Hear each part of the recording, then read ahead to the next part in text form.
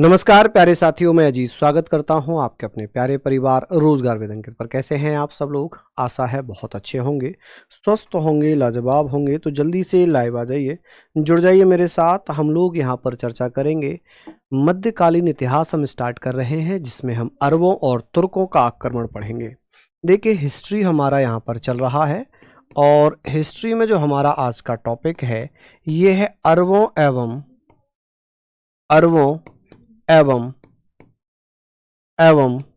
तुर्कों का आक्रमण। ठीक है जी, अरबों एवं तुर्कों का आक्रमण।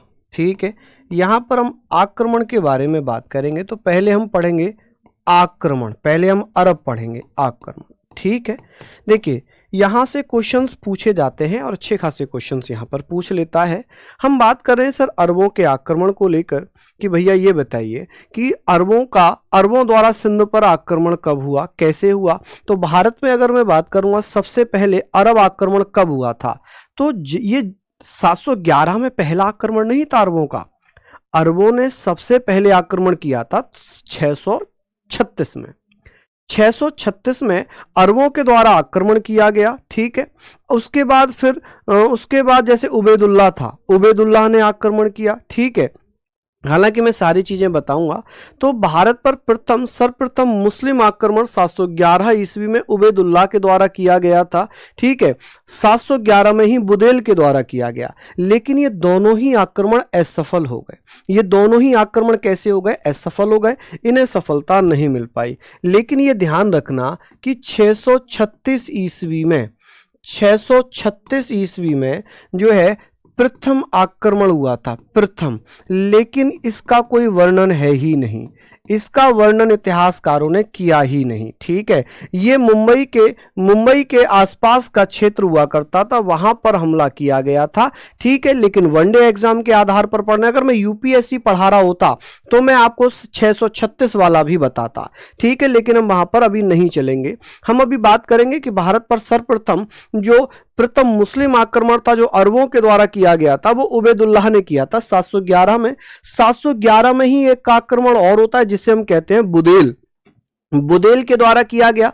दोनों ही आक्रमण असफल हो गए। तो आप ये बताएंगे कि सर भारत पर सर्वप्रथम मुस्लिम आक्रमण किस राजा के द्वारा या किसके द्वारा किए गए थे? तो 711 में दो आक्रमण हुए हैं। सबसे पहले उबैदुल्लाह ने किया, फिर बुदेल ने किया। दोनों ही आक्रमण कैसे हो गए? असफल हो गए। कैसे ही हो गए? असफल हो गए। दोनों ही आक्रमण असफल हुए। प्रथम सफल आक्रमण होता है 712 में मोहम्मद बिन कासिम के द्वारा। क्या कारण था? मैं आपको यहां पर एक कहानी सुनाता हूं। हुआ क्या, देखिए, उत्तरी पश्चिमी सीमा प्रांत का अध्यक्ष हुआ करता था अल हजाज। कौन? अल हजाज। कहानी सुनिए। कल क्लास नहीं हुई थी क्योंकि कल मेरी सीटेट में मैराथन चल रही थी। मैं आपको एक कहानी सुनाता हूं। सर न्यायिक समीक्षा एवं सीमाएं कौन सी अनुसूची में? न्यायिक समीक्षाओं से परे अनुसूची 9 है जिसकी न्यायिक समीक्षा नहीं की जा सकती, जिसे कोर्ट में चैलेंज नहीं कर सकते। चलिए अभी हम यहां पर बात करेंगे किसके बारे में? हम बात करेंगे हिस्ट्री के। अभी हम पॉलिटी नहीं हिस्ट्री पढ़ रहे हैं। ठीक है, हम यहां बात कर रहे हैं कि सर जो अल हजाज था उत्तरी पश्चिमी सीमा प्रांत का अध्यक्ष, इसने राजा दाहिर पर हमला करने के आदेश दिए थे। क्या कारण था आदेश का? हुआ ये कि सिंध प्रांत में अल हजाज के जहाजों को लूटा गया। ऐसे जहाज जो श्रीलंका से आ रहे थे। कुछ इतिहासकारों ने कहा कि श्रीलंका के राजा ने इस्लाम कबूल कर लिया था। कुछ लोगों का कहना है कि श्रीलंका के राजा ने, जो श्रीलंका में मुस्लिम व्यापारी थे, उनकी महिलाओं, उनकी पत्नियों, उनकी बच्चियों को, जो विधवाएं थीं, उनको एक जहाज में बैठाकर श्रीलंका से रवाना कर दिया अल हजाज के पास। लेकिन सिंध प्रांत का जो एरिया था, सिंध प्रांत की सीमा क्षेत्र में उन जहाजों को समुद्री लुटेरों के द्वारा लूट लिया गया। अल हजाज ने राजा दाहिर से कहा, जो सिंध के राजा थे, ब्राह्मण साम्राज्य के राजा थे। सिंध में उस समय ब्राह्मणों का शासन था। राजा दाहिर भी ब्राह्मण वंश से थे। अल हजाज ने कहा कि राजा दाहिर, आपके साम्राज्य के सीमा क्षेत्रों में हमारे जहाज लूटे गए हैं, जिसमें संभवतः सोना, असरपी, आभूषण वगैरह थे और हमारी कुछ महिलाएं थीं। आप वो सब हमें लौटा दीजिए।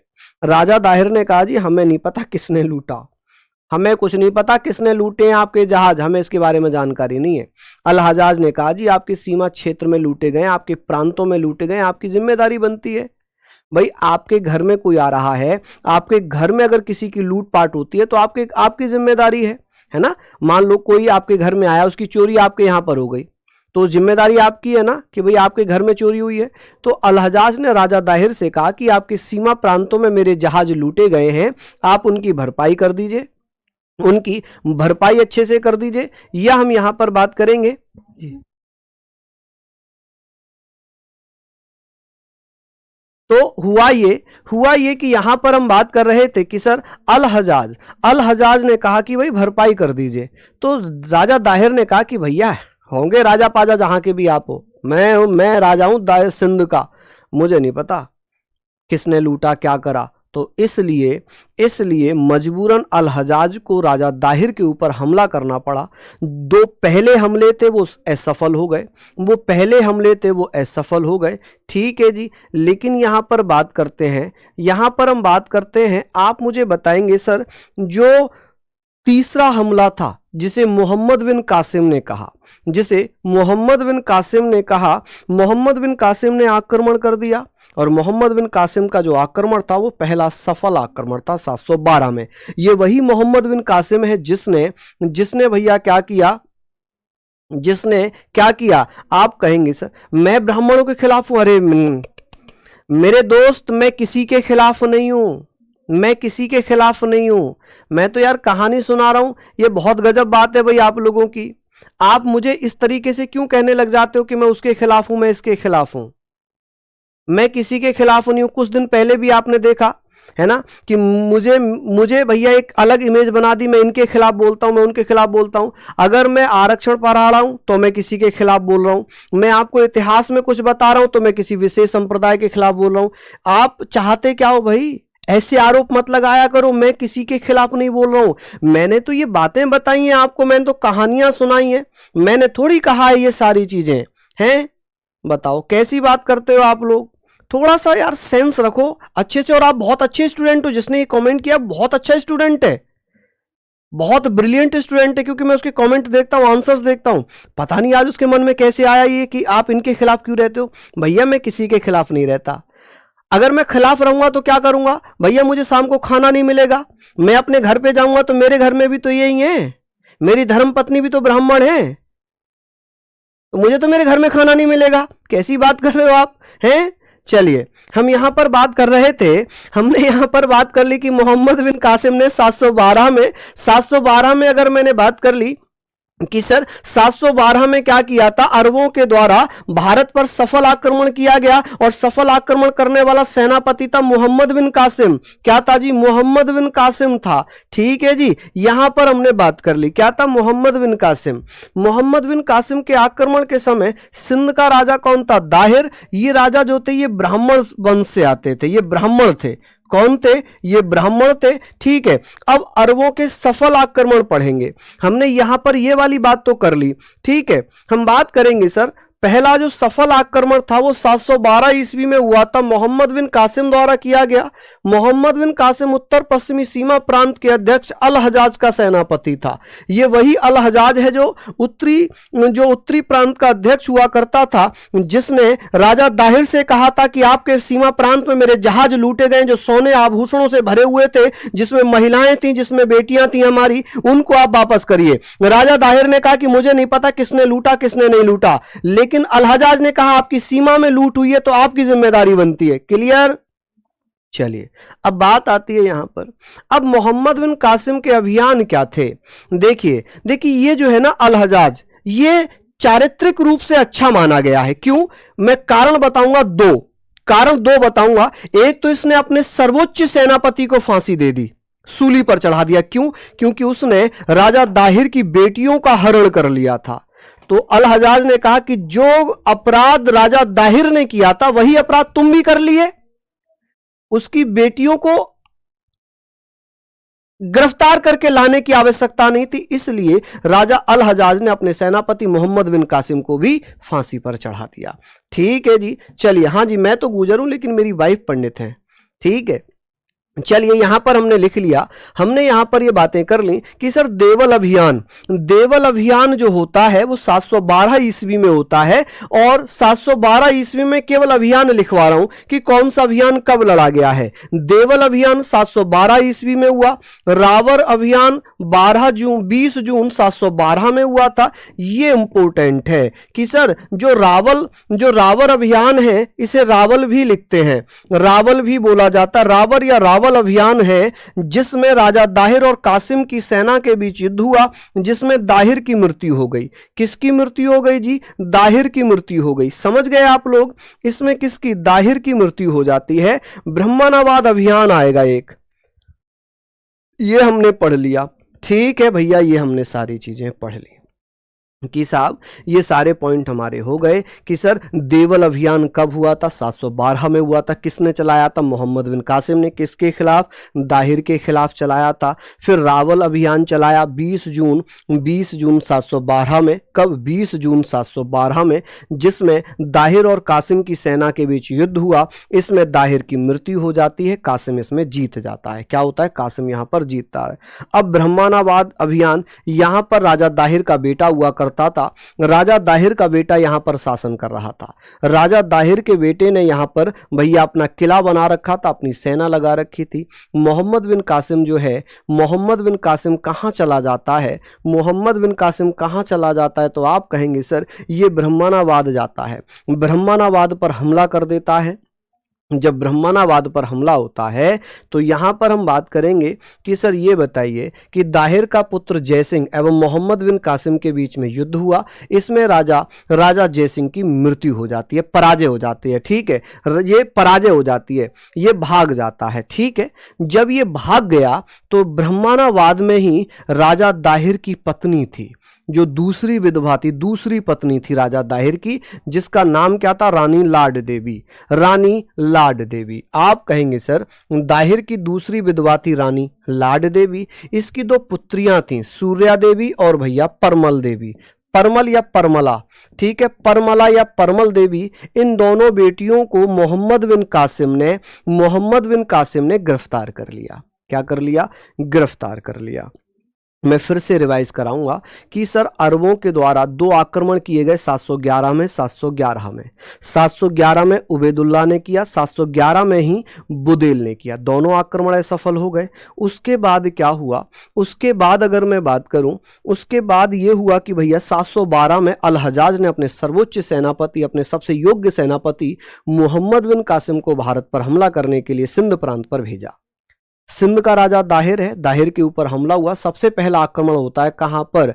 आप कहेंगे सर सबसे पहला आक्रमण कहां पर होता है? देवल पर। कब? 712 में। उसके बाद कब होता है? रावल में, 20 जून 712 में, जहां पर राजा दाहिर खुद इस हमले का सामना करता है। राजा दाहिर मारा जाता है। उसके बाद ब्रह्मणाबाद पर हमला हुआ। ब्रह्मणाबाद का जो राजा था वो दाहिर का बेटा था, जिसका नाम था जयसिंह। जयसिंह इस युद्ध में पराजित हो जाता है, दाहिर की जीत हो जाती है। अब यहां पर ब्रह्मणाबाद में क्या था? जो दाहिर था उसकी दूसरी विधवा थी लाड देवी। लाड देवी के साथ दो बेटियां थी, सूर्या, आप कहेंगे सूर्या देवी और परमला देवी। इन तीनों को गिरफ्तार करता है मोहम्मद बिन कासिम, और भैया कहां ले जाता है? उत्तरी प्रांत में ले जाता है, जिस कारण अल हजाज के द्वारा मोहम्मद बिन कासिम को सूली पर चढ़ा दिया जाता है। क्या चढ़ा दिया जाता है? सूली पर चढ़ा दिया जाता है। अब कुछ महत्वपूर्ण यहां पर हम बात करेंगे, कुछ महत्वपूर्ण, ये पता नहीं कैसे हुआ पीडीएफ में।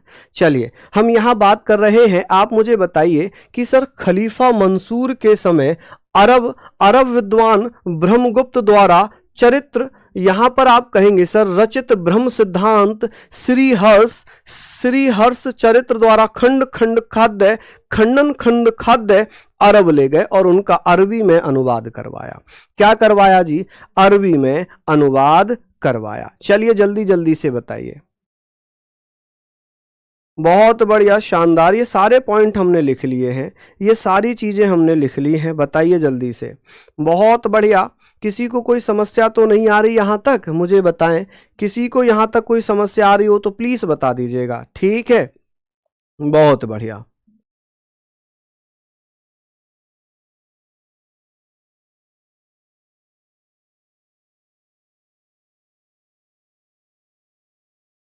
चलिए बहुत बढ़िया। यहाँ पर हमने बात कर ली, हमने ये सारी चीज़ों की चर्चा कर ली कि सर खलीफा मंसूर के समय जो अरब विद्वान थे, अरब विद्वान जो भारत में ब्रह्मगुप्त थे, ब्रह्मगुप्त ने क्या लिखा था? ब्रह्म सिद्धांत लिखा था। एक श्री हर्ष थे जिन्होंने खंडन खंड खाद्य लिखा था।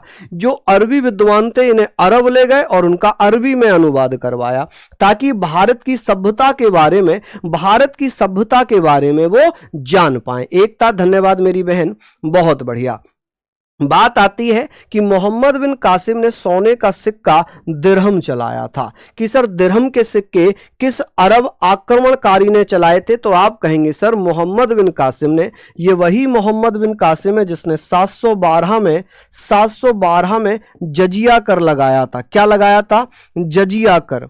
आप कहेंगे जजिया कर लगाया, जजिया कर लगाया। ये कैसा कर था? ये भैया जजिया कर जो था ये कैसा कर था? आप कहेंगे सर ये जो जजिया कर है ना, ये कर भैया कैसा था? धार्मिक कर बताया।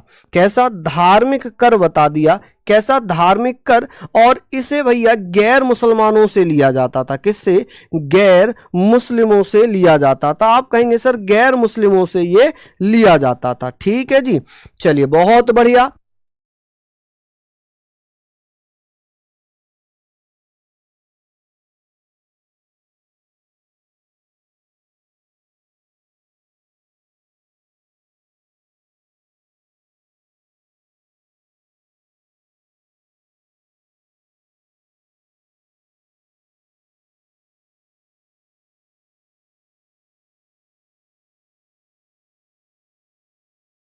चलिए बहुत बढ़िया। ये सारी चीजें हमने यहां पर लिख ली है ना, ये सारे पॉइंट हमने यहां पर लिख लिए। फटाफट से आप मुझे बताइए क्या ये सारे पॉइंट आपने लिख लिए होंगे? आई होप ये सारी चीजें हमारी हो गई। एक बार मैं फिर से रिवाइज कराऊंगा कि सर जो महत्वपूर्ण तथ्य हैं वो तथ्य क्या हैं? जैसे मंसूर जो खलीफा मंसूर हुआ करते थे, खलीफा मंसूर के समय में जो अरब के विद्वान थे उन्होंने जो भारत के महान विद्वान हुए ब्रह्मगुप्त, इनके द्वारा रचित है ब्रह्म सिद्धांत। और एक और है श्री हर्ष, इन्होंने क्या लिखा है? खंडन खंड खाद्य। ये अरब ले गए और उनका अरबी में अनुवाद किया। मोहम्मद बिन कासिम ने भारत में सोने के सिक्के चलाए जिन्हें दिरहम कहा गया। इसने 712 में जजिया कर लगवा दिया जो कि धार्मिक कर था और ये गैर मुसलमानों से लिया गया। किससे? गैर मुसलमानों से लिया गया। ठीक है जी, किससे? गैर मुसलमानों से लिया गया। अब इसके प्रभाव क्या पड़े हैं? ये थोड़ा सेटिंग में गड़बड़ हो गई है ना, फॉर्मेट में इसकी गड़बड़ हो गई। प्रभाव ये था कि भारत में ऊंट पालने की शुरुआत हो गई। कि भारत में ऊंट पालने कहां से सीखे थे? अरबों से। ठीक है। मानचित्र कला का विकास हुआ, खजूर की खेती करना सीख गए, दशमलव सिद्धांत पर और रूप से या महत्वपूर्ण रूप से व्यवस्थाएं चल पड़ी। ठीक है। जीरो भारत की देन है, दशमलव पद्धति अरबियों की देन है। किसकी? अरबियों की देन है। हमने पढ़ा कि ऊंट पालने की जो व्यवस्था थी हमने कहां से सीखी है? मानचित्र यानी कि जो जिसे हम कार्टोग्राफी कहते हैं, डेवलपमेंट हमने कहां से सीखा था? डेट प्लम फार्मिंग यानी खजूर की खेती और डेसिमल थ्योरी हमने कहां से सीखी है? तो ये अरबियों से सीखी है। कहां से? अरबियों से सीखी है। सर जी पहले कबूतर चिट्ठी कैसे ले जाते थे? मुझे कोई आइडिया नहीं है इसका, मुझे कोई आइडिया नहीं। उन्हें ट्रेनिंग दी जाती होगी, लेकिन मैं भी इसमें थोड़ा सा डाउट में रहता हूं कि कबूतर अगर यहां उड़ा तो उसे कैसे पता मेरा मालिक कहां है? वो वहां कैसे लेकर जा सकता है ना? चलिए मैं इसमें थोड़ा सा मैं यहाँ पर इसको देख लेता हूँ क्योंकि थोड़ी सी ना इस पीडीएफ में प्रॉब्लम हुई है। थोड़ी सी इस पीडीएफ में क्या हुई है? प्रॉब्लम हुई है। तो इसके नीचे का जो है देख लेते, नीचे वाले में तो प्रॉब्लम नहीं है, इसमें तो कोई प्रॉब्लम नहीं है। चलिए ये तो आप समझ ही गए ना, ये तो मैंने बता ही दिया, उसको तो आप समझ ही गए। इससे कर लूंगा मैं ना, इससे कर लेंगे। चलिए अब हम बात करेंगे सर, ये हमने पढ़ लिया यहां तक। ठीक है। एक बार फिर से समझाऊं क्या? एक बार फिर से समझाऊं दोबारा से, मैं याद कराना चाह रहा हूं क्योंकि इसमें सबसे ज्यादा आता है मोहम्मद बिन कासिम ने जजिया कर कब लगाया, मोहम्मद बिन कासिम ने कब हमला किया था? तो 712 में मोहम्मद बिन कासिम ने हमला किया था दाहिर पे। ठीक है। फिर ये अभियान कब कब चले हैं? आप कहेंगे देवल अभियान 712 में, रावल अभियान 712 20 जून में। कासिम और दाहिर के बीच में कहां युद्ध हुआ था? रावल अभियान में। कौन हारा था? दाहिर हारा था। दाहिर की पत्नी का नाम क्या था? लाडवेद देवी था। दोनों पुत्र सूर्या देवी, परमला देवी को कौन उठा कर ले गया? दाहिर उठा कर ले गया। ठीक है, यहां पर जजिया कर किसने लगा दिया? चलिए ये भी अच्छी बात है। सोने के दिरहम किसने चलाए थे? मोहम्मद बिन कासिम ने। ठीक है, ये सारी व्यवस्थाएं किसने स्टार्ट की थी? अरबियों ने। अब बात आती है कि सर तुर्कों का आक्रमण। यहां पर हम तुर्कों के आक्रमण की बात करेंगे। तुर्कों का आक्रमण, देखिए तुर्कों के आक्रमण की बात होगी। जो तुर्क लोग हैं ये कहां पर निवास करते हैं? जो तुर्क लोग हैं ये कहां पर निवास करते हैं? आप मुझे बताएंगे कि सर इनका निवास स्थान कहां पर था? निवास स्थान कहां पर था? तो तुर्क जो थे, आप मुझे बताइएगा कि तुर्क जो थे इनका निवास कहां पर था? चीन की उत्तरी पश्चिमी सीमाओं पर। चीन की उत्तरी पश्चिमी सीमाओं पर था। तुर्क जो थे ये बर्बर टाइप के लोग थे, यानी कि इन्हें लड़ाकू बताया गया है। जो तुर्क हैं इन्हें क्या बताया गया है? इनकी प्रवृत्ति कैसी बताई गई है? इनकी प्रवृत्ति लड़ाकू बताई गई है। कैसे थे ये? लड़ाकू। ठीक है, लड़ाकू एवं बर्बर थे। ठीक है जी, लड़ाकू एवं बर्बर थे, यानी कि ये युद्ध वगैरह, लड़ाई वगैरह में माहिर थे। ठीक है, ये भैया आप कहेंगे सर लड़ाकू थे, बर्बर थे। चलिए ये कहाँ से आए थे? आप कहेंगे सर चीन की उत्तरी पश्चिमी सीमाओं से आए थे और ये चीन के उम्मयावंशी शासकों के संपर्क में आए। उम्मयावंशी, ये किसके? उम्मया, इन्हें पहले इस्लाम के बारे में जानकारी नहीं थी। उम्मयावंशी शासकों के संपर्क में आए, वंशी शासकों के संपर्क में आए, ठीक है जी, किस में आए? संपर्क में आए और इस्लाम धर्म के बारे में जानकारी प्राप्त की। आए एवं इस्लाम धर्म स्वीकार किया। क्या किया इन्होंने? इस्लाम।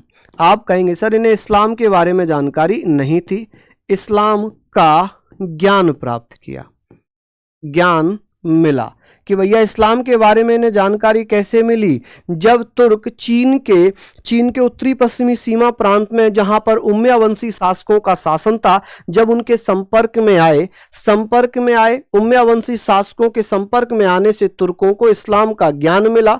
ठीक है, अब यहां पर बात करते हैं अल्पतगीन के बारे में कि भैया तुर्कों के बारे में बात करेंगे तो तुर्कों में एक महान शासक हुआ अल्पतगीन बुखारा के सामानी वंश का राजा था।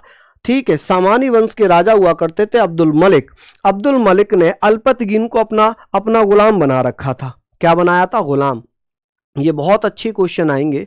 यहां पर आप बात करेंगे सर जो अल्पतगीन है, अल्पतगीन को बुखारा के सामानी वंश के शासक अब्दुल मलिक का गुलाम माना गया है। और जब 961 ईस्वी में अब्दुल मलिक की मृत्यु हो गई, क्या हो गई? मृत्यु हो गई। अब अब्दुल मलिक की मृत्यु हो जाती है और जब किसी राज्य के राजा की मृत्यु हो जाती है तो वहां पर साम्राज्य के बंटवारे के लिए आपस में लड़ाई स्टार्ट होती है। क्या स्टार्ट होती है? लड़ाई स्टार्ट होती है। जब लड़ाई स्टार्ट होगी तो जो अल्पतगीन है ये अब्दुल मलिक के चाचा का साथ देता है या उसके भाई का, तो आप कहेंगे सर अब्दुल मलिक के चाचा की सहायता करता है। और अब्दुल मलिक का भाई हुआ करता था, क्या नाम था जी? मंसूर। अब्दुल मलिक का भाई हुआ करता था मंसूर और अब्दुल मलिक का एक चाचा था। चाचा और भाई दोनों में आपस में लड़ाई हो गई कि भाई जो साम्राज्य है, बुखारा साम्राज्य है, इस पर शासन कौन करेगा। इसको लेकर अब्दुल मलिक के भाई मंसूर और अब्दुल मलिक के चाचा में लड़ाई हो जाती है 961 ईस्वी के बाद, जब अब्दुल मलिक की मृत्यु हो गई। अब्दुल मलिक की मृत्यु हो गई। उसका सबसे करीबी जो दास था, सबसे विश्वसनीय दास था, उसका नाम था अल्पतगीन। अब अल्पतगीन उसके चाचा का साथ देता है, लेकिन युद्ध में जीत उसके भाई मंसूर की हो जाती है। अब्दुल मलिक का जो भाई था मंसूर, उसकी भैया यहां पर लिख लीजिए कि सर मंसूर जो है वो राजा बन गया। तो आप कहेंगे सर इस समय राज्यपाल खुरासान का था। अल्पतगीन कहां का राज्यपाल था? खुरासान का राज्यपाल था। जब अब्दुल मलिक की मृत्यु हुई है तब वो खुरासान का राज्यपाल है। 961 ईस्वी में अब्दुल मलिक की मृत्यु के बाद उत्तराधिकार के संघर्ष में अब्दुल मलिक के चाचा की सहायता की, लेकिन अब्दुल मलिक का भाई मंसूर राजा बना। भैया जब राजा मंसूर बन गया, उसे पता है कि अल्पतगीन ने मेरे विरोध में मेरे चाचा का समर्थन किया है, तो वो अपने दुश्मन को थोड़ी छोड़ेगा। तो अल्पतगीन बुखारा से भागकर 800 वफादार सैनिकों के साथ अफगान के गजनी नगर में बस गया। और यहां पर अल्पतगीन ने एक नए वंश को जन्म दिया, गजनवी वंश को, जिसे गजनी वंश या गजनवी वंश के नाम से जाना जाता है। किसके नाम से? गजनवी। जो गजनी नगर है, गजनी नगर, गजनी में भैया उसने गजनवी वंश की स्थापना की। कि गजनवी वंश का संस्थापक कौन था? अल्पतगीन। कौन था? अल्पतगीन। द्वारा समझाऊं क्या? यहां तक द्वारा समझा देता हूं कि सर तुर्कों के आक्रमण की जब हम बात करेंगे तो तुर्क साम्राज्य का जो संस्थापक माना गया है वो अल्पतगीन को माना गया। कैसे? मैं बताता हूं कि जो तुर्क थे ये सबसे पहले किसके संपर्क में आए थे? उम्मया वंशियों के संपर्क में आए के, तब इन्होंने इस्लाम धर्म को कबूल किया। ठीक है, इनका निवास स्थान था चीन के उत्तरी पश्चिमी सीमा प्रांतों में। ठीक है, अब बात आती है, एक बुखारा राजवंश हुआ करता था, बुखारा साम्राज्य। तो बुखारा में एक वंश शासन करता था जिसका नाम था समानी वंश। बुखारा में एक समानी वंश हुआ करता था और समानी वंश का राजा था अब्दुल मलिक। अब्दुल मलिक ने अल्पतगीन को अपना दास बनाया, लेकिन ये योद्धा था, तो अब्दुल मलिक ने अल्पतगीन को अपना राज्यपाल बना दिया और राज्यपाल बनाकर कहां भेज दिया? खुरासान में। कहां पर? खुरासान में। लेकिन अब्दुल मलिक की मृत्यु हो जाती है 961 बीसी में। कब? 961 बीसी में, सॉरी 961 ईस्वी में, बीसी नहीं ईस्वी में। तो अब्दुल मलिक की मृत्यु के बाद उत्तराधिकार का युद्ध हुआ चाचा और भाई में। भाई का नाम है मंसूर, तो अब्दुल मलिक का जो भाई मंसूर है वो राजा बनता है। चाचा का साथ कौन देता है? अल्पतगीन। तो अल्पतगीन और उसके चाचा दोनों भैया हार जाते हैं, मंसूर राजा बन जाता है। मंसूर से अपने आप को बचाने के लिए अल्पतगीन अपने 800 वफादार सैनिकों के साथ अफगान के एक प्रांत गजनी में आकर बस जाता है और गजनी में अपने एक नए वंश को जन्म देता है जिसका नाम क्या है? गजनवी वंश। अब गजनवी वंश पढ़ेंगे।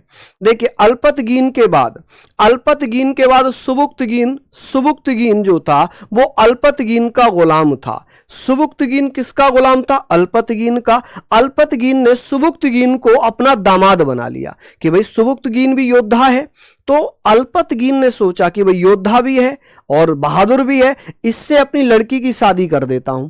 अल्पतगीन ने अपनी बेटी की शादी सुबुक्तगीन से कर दी। किससे कर दी? सुबुक्तगीन से कर दी और यहां पर एक उपाधि दे दी अमीर उल उमरा कि सर सुबुक्तगीन को अमीर उल उमरा की उपाधि किसने दी थी? अल्पतगीन ने। सुबुक्तगीन प्रथम तुर्क शासक था, प्रथम तुर्की शासक था जिसने हिंदू शाही शासक जयपाल पर आक्रमण किया। कि भैया भारत पर पहला तुर्क आक्रमण किसने किया था? आप कहेंगे सुबुक्तगीन ने। सुबुक्तगीन किसका दामाद, किसका दास था? अल्पतगीन का। अल्पतगीन किसका दास था, किसका गुलाम था? अब्दुल मलिक का। अब्दुल मलिक का गुलाम कौन था? अल्पतगीन। अल्पतगीन का गुलाम कौन था? सुबुक्तगीन। भारत पर हमला करने वाला पहला तुर्क शासक कौन था? आप कहेंगे सुबुक्तगीन। सुबुक्तगीन ने किस पर हमला किया था? जयपाल पर। भैया जयपाल पर हमला किया। अब यहां पर जयपाल की हार हो जाती है। ठीक है, सुबुक्तगीन का बेटा है महमूद गजनवी। कौन है? महमूद गजनवी। आप कहेंगे सर महमूद गजनवी, तो आप बताएंगे सर भारत पर आक्रमण करने वाला पहला तुर्क शासक कौन था? सुबुक्तगीन था। ये इंपॉर्टेंट है। और सुबुक्तगीन का उत्तराधिकारी था महमूद गजनवी। कौन था? महमूद गजनवी। तो अच्छे से लिख लीजिए। ठीक है जी, चलिए सुबुक्तगीन किसका गुलाम था? अल्पतगीन का। अल्पतगीन ने सुबुक्तगीन को अपना दामाद बना लिया। ठीक है, उपाधि दे दी अमीर उल उमरा की। सुबुक्तगीन पहला तुर्क शासक था जिसने हिंदू शाही शासक जयपाल को पराजित किया है। चलिए अब महमूद गजनवी, यहां से हम पढ़ेंगे कुछ इंपॉर्टेंट। 998 से लेकर 1030 ईस्वी तक ये गद्दी पर बैठा है। चलिए अब बात आती है कि सर 27 वर्ष की आयु में गद्दी पर बैठा, 17 बार भारत पर आक्रमण किए। 1000 ईस्वी से लेकर 1027 ईस्वी तक इसने भारत पर लगभग 17 बार आक्रमण किए। 1001 ईस्वी में जयपाल को पेशावर के निकट पराजित किया। अब जयपाल अपने आप को इतना ज्यादा अपमानित महसूस करता है। हिंदू शाही शासक जयपाल पहले तो सुबुक्तगीन से हारा, उसके बाद भैया किससे हारा? उसके बाद भैया मोहम्मद गौरी से या महमूद गजनवी से? आप कहेंगे महमूद गजनवी से पराजित हुआ। जब महमूद गजनवी से पराजित हुआ तो वो अपमानित महसूस करता है अपने आप को। जयपाल अपनी इंसल्ट महसूस करता है और अपना सारा राजपाट अपने बेटे आनंद को आनंदपाल को दे देता है और आत्महत्या कर लेता है। यानी कि अपना सारा राजपाट अपने बेटे आनंदपाल को सौंपकर हिंदू शाही शासक जयपाल ने आत्महत्या कर ली। क्या कर ली जी?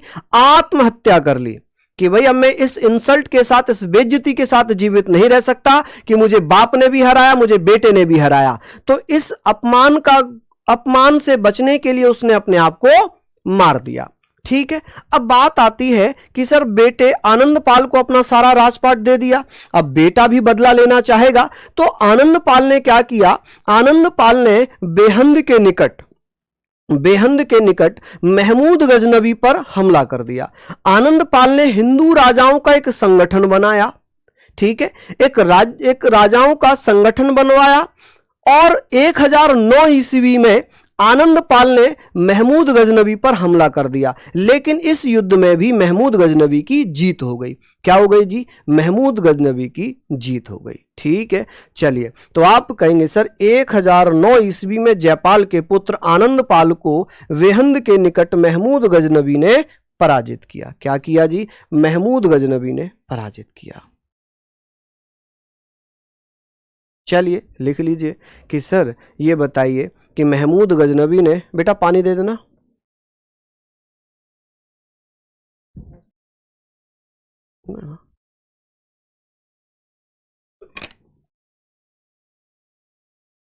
ठीक है, लिख लीजिए यहां तक। बात आती है सबसे महत्वपूर्ण अभियान है 1025 का, सोमनाथ मंदिर, वहां का राजा था भीम प्रथम। इस युद्ध में 50,000 लोग मारे गए। देखिए सबसे महत्वपूर्ण जो युद्ध हुआ है, महमूद गजनबी ने 17 बार हमले किए थे। 1000 से 1027 तक 17 बार आक्रमण किए और सबसे महत्वपूर्ण आक्रमण माना गया 1018 का मथुरा पर लूट और 1025-26 में सोमनाथ मंदिर पर लूट। सोमनाथ मंदिर को बुरी तरीके से लूटा और वहां की मूर्तियों को ले जाकर उसने मक्का मदीना की सीढ़ियों में चिनवा दिया, ऐसा कहा जाता है। ठीक है, भीम शासक प्रथम इस युद्ध में भैया पराजित हुए और इस युद्ध में लगभग 50,000 सैनिक मारे गए। अंतिम आक्रमण होता है 1027 ईस्वी में जाटों के खिलाफ। अब ये जाट कोई डरने वाले थोड़े ही हैं, इनके खिलाफ हमला किया। अब 1030 में इसकी मृत्यु हो गई। 1030 में इसकी मृत्यु हो जाती है। ठीक है, क्योंकि इन्होंने इन पर हमला किया। अब ये तो भैया इधर उधर छिप गए, लेकिन इन्होंने फिर वापस जो है इसको परेशान किया और ये वापस जा रहा था, तो वापस जाते समय इसकी मृत्यु हो गई। ठीक है, क्या हो गई? खुद की मृत्यु हो गई। महमूद गजनबी को बुत सिकन यानी कि मूर्ति भंजक, मूर्ति तोड़ने वाला कहा गया। क्या कहा गया इसे? आप कहेंगे सर इसे मूर्ति तोड़ने वाला। आप बताएंगे सर महमूद गजनबी को मूर्ति तोड़ने वाला कहा गया। क्या कहा गया? मूर्ति तोड़ने वाला कहा जाता है, मूर्ति भंजक कहा जाता है। महमूद गजनबी ने चांदी के सिक्के पर एक तरफ अरबी तथा दूसरी तरफ संस्कृत भाषा में लिखी हुई थी। देखिए महमूद गजनबी ने जो सिक्के चलाए थे, इन सिक्कों पर एक तरफ तो अरबी भाषा लिखी थी, दूसरी तरफ संस्कृत लिखी थी। इसी ने लक्ष्मी प्रकार के सिक्के भी चलाए थे, लक्ष्मी प्रकार के सिक्के चलाए थे जिन पे लक्ष्मी आकृति बनी हुई थी। ठीक है जी। जजिया कर किसने हटाया? नीसू जी। जजिया कर मुगल वंश में एक राजा हुआ है जिसका नाम है अकबर। अकबर ने 1564 में हटाया। मैं जजिया कर के बारे में बात करूंगा। दिल्ली सल्तनत में भी जजिया कर पे चर्चा करेंगे। फिरोज शाह तुगलक ने ब्राह्मणों पर भी जजिया कर लगा दिया था। मोहम्मद बिन कासिम ने ब्राह्मणों पर जजिया कर नहीं लगाया था, केवल गैर मुसलमान जनता पर लगाया था जिसमें ब्राह्मण और विकलांग शामिल नहीं थे। ठीक है, हमने पढ़ा कि सर चांदी के सिक्के जिस पर अरबी और संस्कृत लिखा था, ये किसने चलवाए थे? तो महमूद गजनबी ने चलवाए थे। किसने? महमूद गजनबी ने चलवाए थे। ठीक है, कि भैया इसका अंतिम आक्रमण कब हुआ था? 1027 में। किस पर किया था? जाटों पर किया था। ठीक है, नेक्स्ट है कि सर महमूद गजनबी के दरबार में महान विद्वान कौन कौन थे? आप कहेंगे सर गजनबी। तो आप कहेंगे सर गजनबी के दरबार में गजनबी के दरबार की अगर बात होगी तो आप मुझे बताएंगे कि गजनबी के दरबार में विद्वान अल-वरूनी थे। कौन थे? अल-वरूनी। महमूद गजनबी के समय भारत आया था। अल-वरूनी किसके समय आया था? महमूद गजनबी के समय भारत आया था। इसने किताब लिखी थी किताब-उल-हिंद। किताब-उल-हिंद किसने लिखी है? अल-वरूनी ने। किसने? अलबरूनी ने। एक भैया फिरदौसी था जिसने शाहनामा लिखा है, फिरदौसी शाहनामा, उतवी किताब उल यामिनी और फिरदौसी शाहनामा। अच्छा 2 बार लिख दिया, कोई बात नहीं, एक बार इसको हटा देता हूं मैं, है ना, एक बार मैं इसको हटा देता हूं। चलिए, बहुत बढ़िया, शानदार। तो आप मुझे बताएंगे कि सर यहाँ पर हम लोगों ने ये बातें कर ही ली हैं, है ना, यहाँ पर हम लोगों ने ये बातें कर ली। चलिए मुझे बताइए, ये हमने पढ़ लिया कि सर महमूद गजनबी के समय कौन आया है? तो आप कहेंगे सर अलबरूनी आया था। अलबरूनी महमूद गजनबी के समय भारत आया। ठीक है, किताब उल हिंद किसने लिखी है? महमूद गजनबी के साथ जो अलबरूनी आया था उसने। फिरदौसी कौन था? शाहनामा लिखा। उतवी जिसने किताब उल यामिनी लिखी है, ये कौन था? दरबारी कवि था। ये कौन था? दरबारी कवि। दरबारी कवि किसका था ये? आप कहेंगे सर ये दरबारी कवि था, किसका? महमूद गजनबी का। हाँ जी सर, खुद की जान लेना ये अपराध था। देखिए पहले जब आईपीसी हुआ करती थी, आईपीसी की धारा हुआ करती थी 309, 308, 310। 309 में आत्महत्या करना दंडनीय अपराध था, लेकिन अब तो आईपीसी ही हट गई है, आईपीसी ही खत्म कर दी गई है। अब तो बीएनएस आ गई है, और बीएनएस की धारा मुझे याद नहीं है, ठीक है, क्योंकि बहुत समय हुआ, बीएनएस तो अभी मैंने पढ़ी नहीं है, आईपीसी वगैरह पढ़ी थी। चलिए, तो ये हमने पढ़ लिया। अब यहाँ पर बात आती है मोहम्मद गौरी। मोहम्मद गौरी के बारे में बात करेंगे। पहला मुस्लिम साम्राज्य का वास्तविक संस्थापक माना जाता है। अब तक जितने भी राजा आए मुसलमान, ये सिर्फ लूटपाट कर रहे थे और चले जा रहे थे, लेकिन जब मोहम्मद गौरी आया तो इसने भारत में मुस्लिम साम्राज्य की स्थापना की। इसीलिए मोहम्मद गौरी को वास्तविक मुस्लिम साम्राज्य का संस्थापक भारत में माना जाता है। कि भारत में वास्तविक मुस्लिम साम्राज्य का संस्थापक कौन है, या भारत में मुस्लिम साम्राज्य का वास्तविक संस्थापक कौन है? तो आप कहेंगे सर मोहम्मद गौरी है। मोहम्मद गौरी का पूरा नाम है मुइजुद्दीन मोहम्मद बिन साम। ठीक है, इसका प्रसिद्ध नाम था सिहाबुद्दीन मोहम्मद गौरी, जिसे गौर वंश का मोहम्मद कहते हैं। बहुत अच्छा क्वेश्चन होगा कि सर मोहम्मद वंश का गौर किसे कहा जाता है? तो आप कहेंगे सर मोहम्मद वंश का गौर किसे कहते हैं? तो भैया मोहम्मद गौरी को कहते हैं। तो ये सब पूछा नहीं जाता है, मैंने जर्नली बता दिया है, लेकिन ये पूछ लेता है कि गौर वंश का मोहम्मद किसे कहते हैं? गौर वंश का मोहम्मद किसे कहेंगे? तो मोहम्मद गौरी को कहेंगे। गौरी के आक्रमण की बात आती है कि 1178 में पाटन गुजरात में भीम सेकंड ने गौरी को पराजित किया। मोहम्मद गौरी की भारत में पहली हार है जो बहुत बुरी तरीके से होती है। और कौन पराजित करता है? क्या नाम है? तो आप कहेंगे भीम द्वितीय। ये वही भीम द्वितीय हैं जो भीम प्रथम के उत्तराधिकारी थे, जो सोमनाथ मंदिर के समय उनकी हार हुई थी। तो भीम द्वितीय यहाँ पर आ गए। भीम द्वितीय ने क्या किया? भीम सेकंड ने, पाटन गुजरात में पड़ता है, तो पाटन गुजरात में 1178 ईस्वी में मोहम्मद गौरी ने भारत पर हमला किया, जिसमें वो हार जाता है। उसके बाद तराइन के युद्ध होते हैं। यहां पर तराइन के युद्ध हुए। 2 तराइन के युद्धों की मैं बात करूंगा। 1191 में पृथ्वीराज चौहान ने गौरी को पराजित किया था। 1192 में दूसरा तराइन का युद्ध हुआ था। ये 1100 होगा। क्या होगा जी? ये 1100 होगा। इसको आप 1100 लिखना, ठीक है, ये 1900 लिख दिया है गलती से, ये 1100 होगा। ठीक है, चलिए, ये कितना होगा जी? 1100।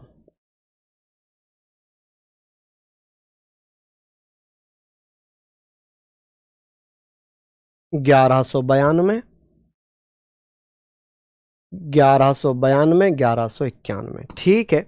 आप कहेंगे सर 1191 में क्या होता है कि भैया तराइन का पहला युद्ध हुआ, जिसमें पृथ्वीराज चौहान ने मोहम्मद गौरी को पराजित किया। दूसरा 1192 में, जिसमें गौरी ने पृथ्वीराज चौहान को पराजित कर दिया। ठीक है, यानी कि पृथ्वीराज चौहान दूसरे युद्ध में पराजित हो गए। किसमें? दूसरे युद्ध में पराजित हो गए। ठीक है, 1175 दिया है, गलत दिया है, 1178 होगा। 1178 में मोहम्मद गौरी को भीम द्वितीय ने पराजित किया था। ठीक है जी, चलिए, हमने बात करनी है कि सर चंदावर का युद्ध होता है 1194 में, जिसमें गौरी ने कन्नौज के राजा जयचंद को पराजित किया।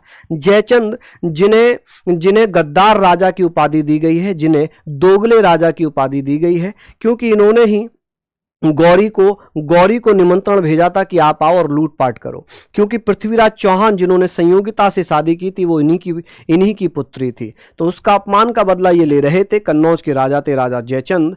ठीक है, बात आती है कि अंतिम शासक या अंतिम आक्रमण किसके खिलाफ किया था। अंतिम आक्रमण की बात हो रही है, लास्ट अटैक कब हुआ है आप मुझे बताएंगे कि सर अंतिम आक्रमण